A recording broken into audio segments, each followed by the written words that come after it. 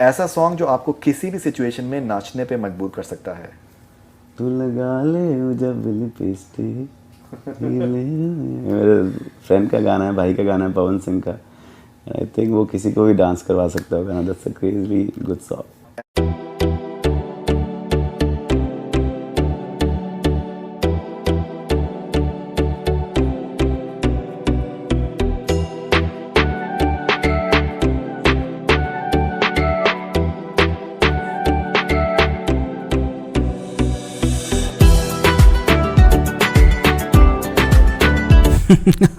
भोजपुरी गानों का क्रेज इस कदर छाया है ना कि बॉलीवुड के अच्छे अच्छे सिंगर भोजपुरी गाना गाना शुरू कर दिए हैं। जी हाँ दोस्तों, और बात करें पावर स्टार पवन सिंह की, तो पिछले कई दिनों से पावर स्टार केवल भोजपुरी गाने ही नहीं बल्कि उन्होंने अपने बॉलीवुड के गाने से पूरे बॉलीवुड इंडस्ट्री में भौकाल ला रखी है। और यही कारण है कि पावर स्टार की पॉपुलैरिटी बढ़ते दिनों के कारण और भी ज्यादा बढ़ते जा रही है। और ये बंदा अपने धाकर अंदाज में बॉलीवुड में कदम रख दिया है।